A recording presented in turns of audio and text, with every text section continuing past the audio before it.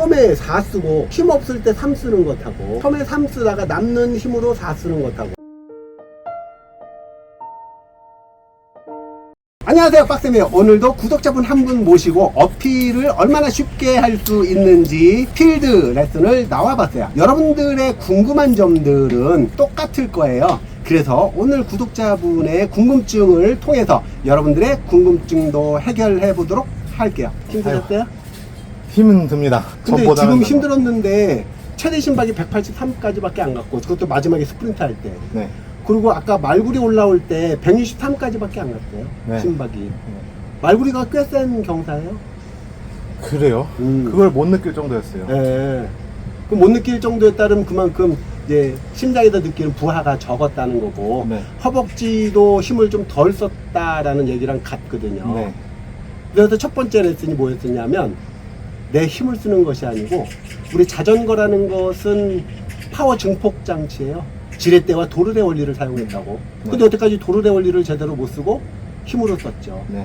그게 첫 번째 변속기를 제대로 활용하자가 첫 번째 어필에도 중요한 포인트예요. 근데 변속기를 너무 아껴서 쓰시던데. 그래요?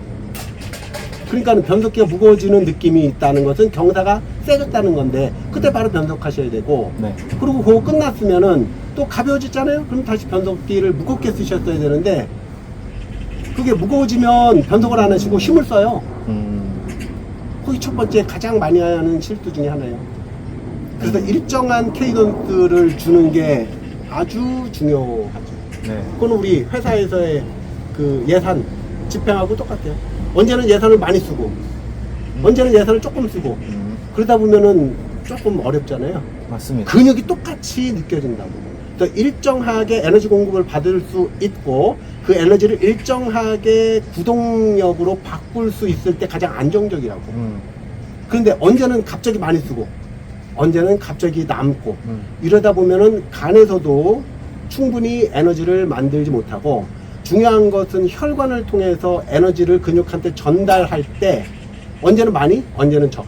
그럼 많이 할 때는 혈관이 팽창되겠죠? 네. 언제는 혈관이 또 줄어들 거고, 혈관도 빨대처럼 생긴 것이 아니라 혈관도 근육으로 되어 있다고요. 그래서 필요하면 늘어나고 필요 없으면 줄어든다고. 네. 그래서 다리가 잠긴다라는 것은 혈관이 다시 줄어든 상태잖아요. 그래서 다시 혈관을 늘리게 하려면 시간이 필요하고, 그 시간이 다리가 잠긴 느낌으로, 아까는 잘 돌아갔던 허벅지가 지금은 잘 안 돌아가네 라고 느끼는 것. 이런 것들이 내 생체 시스템을 먼저 이해하셔야 되는 것.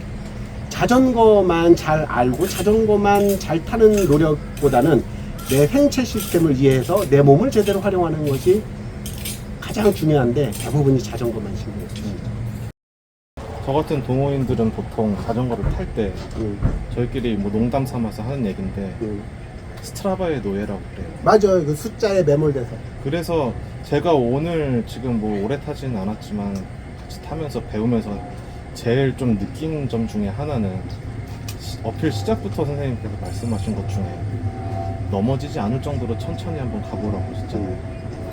근데 보통 동호인들 이게 팀 라이딩을 하거나 뭐 보통 저는 어필을 간다고 하면은 남산이나 서울대를 많이 가거든요. 그런데 가면은 이제 같은 팀원들끼리 스트라바 공유되고 내 PR이 있고, 어떻게든 그것 좀 깨보고 줄이려고 무리하다가 끝내 뭐 못 올라갈 때도 있고요. 중간에 퍼져가지고 막 기어다니고 내렸다 가고. 그랬는데 오늘처럼 처음부터 맘먹고 일단 정복을 목표로 한번 쭉 천천히 올라가면은 어디든지 갈 수는 있겠다라는 생각을 들었어요. 그러면서 좀 이제 실력이 붙거나 체력이 붙거나 하면 그때 속도는 올려도 힘들지 않겠구나라는 생각이에요. 좋은 생각인데 중요한 것은 첫 번째 단계가 어필하고 친해지는 거예요. 지금 어필에 두려움이 있거나 저 경사를 라고 생각하는 순간 자전거가 두려워진다고, 멀어지고. 네. 일단 중요한 것은 어떤 어필이든지 내가 올라갈 수 있다. 그 다음에 내가 적정 심박수를 가지고 올라갈 수 있다. 그 다음에 올라가다 힘들면 중간에 쉴 수 있다. 요 세 가지가 어필을 내가 정복하는데 필수 조건이라고요. 그 다음 단계는 우리들이 흔히 알고 있는 조삼모사.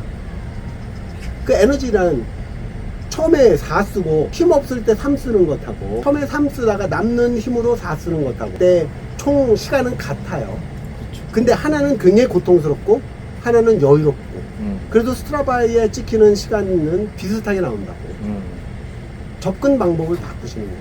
그래서 마음이 급한 사람들, 특히 숫자에 매몰되는 순간 초반에 페이스를 쭉 높여.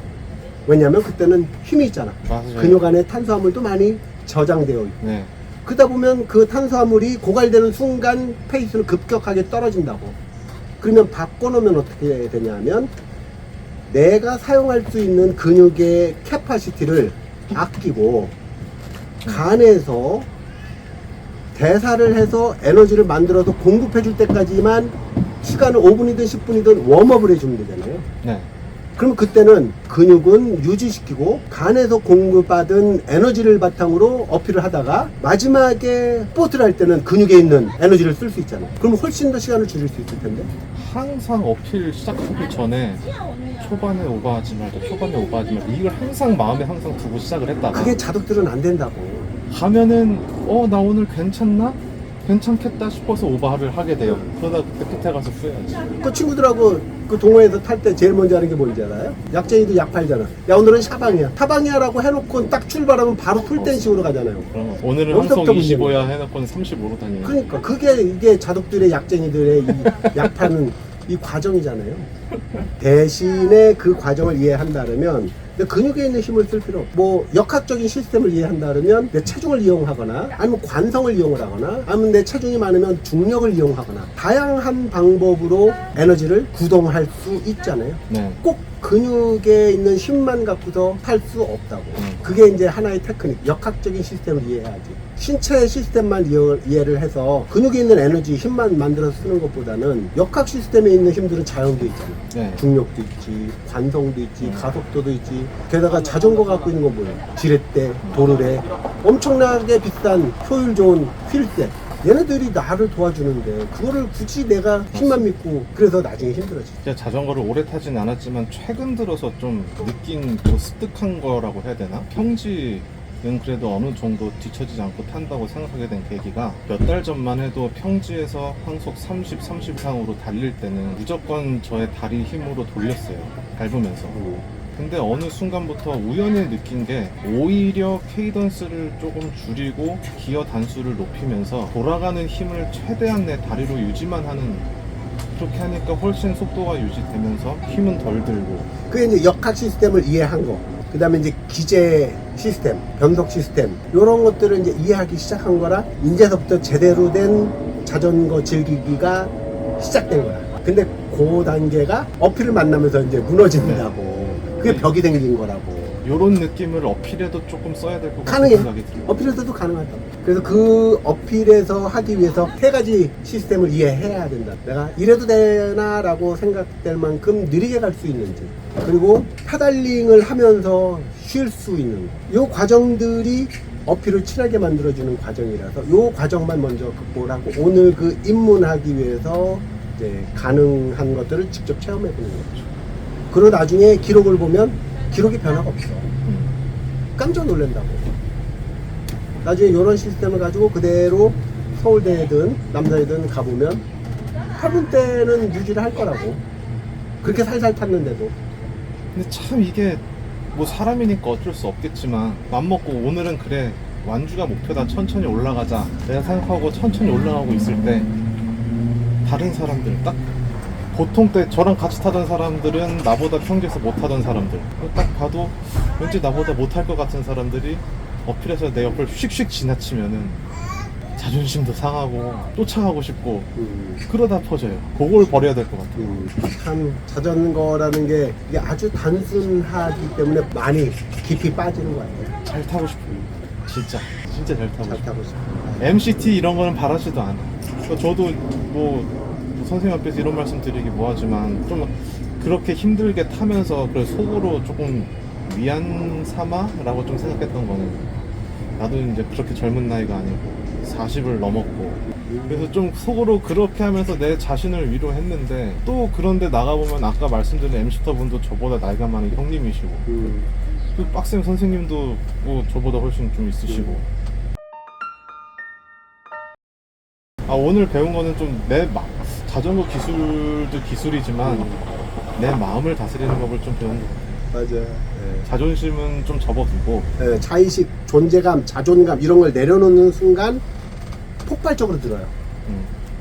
그 상태가 10년쯤 되면 어떻게 되는지 알아요? 내 모든 걸 다 닫고 더 이상 배울 의지가 없어져요. 그리고 배우기가 무서워져. 내가 10년 동안 해온 것이 틀렸으면 어쩌나? 이런 생각이 들어. 무너질 것 같아요. 그 사람들은 어떤 케이스가 되냐면 1년 차를 10번, 10년 동안 하는 거야. 1년 차를. 나 10년 탔어 라고 하는데 보면 1년 차인 거야. 근데 무서워해. 내가 10년이나 탔는데 잘못했다라는 것을 알게 되는 순간 두렵다고.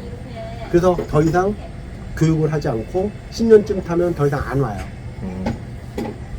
그리고 10년 탄 나 때는 말이야 이 얘기들만 가지고 나 10년 차야. 그것을 보여주기 위해서 뭐 파노마를 입거나 아소스를 입거나 아니면은 자전거도 기함으로 꾸며서 어디까지 써봤니? 맞습니다. 뭐 이렇게 이야기를 할 수밖에 없다고. 이 과정들이 왜겠어요? 두려워서야. 내가 잘못하고 있었던 건 아닐까? 내가 늘지 않는 이유가 분명히 나한테 있는 거 아닐까? 네. 자전거가 잘못된 게 아니에요. 내가 잘못된 건데 그것을 인정하고 싶지 않은 거야. 그러려면 내 자의식을 해체해야 늘어난다. 그래야지 배우러 오지. 아까 실내에서 저도 뭐 더 이상 업글이 필요 없을 정도의 기함을 타고 있고 그 이유가 물론 더 좋은 자전거를 타면은 어떤 느낌일까라는 궁금증도 컸지만 제일 큰 이유는 그거였어요. 핑계거리를 다 지우고 싶은 마음. 핑계거리 지우고 싶은 마음. 그게 너무너무 지금 내 몸뚱아리 하나만 남겨놓고 나머지 이유는 다 없애고 싶은 마음이었어요. 맞아요. 결국에는 나를 채찍질하기 위해서. 그 마지막에 나만 남으면 그때부터는 나한테 너 잘못이야. 나의 문제니까 나한테 좀 더 가혹한 환경으로 상황을 만들어서 나의 의지를 깨우는 거지. 모든 문제는 내 몸뚱이에 있었구나, 내 엔진에 있었구나. 그거를 나 스스로한테 강제하게 되는 과정인 것 같아요. 근데 그걸 인정하기 싫어진다고 어느 순간. 그래서 지금 기함을 타고 있지만 더 가벼운 기함을 타면 좋지 않을까라는 생각도 하는데.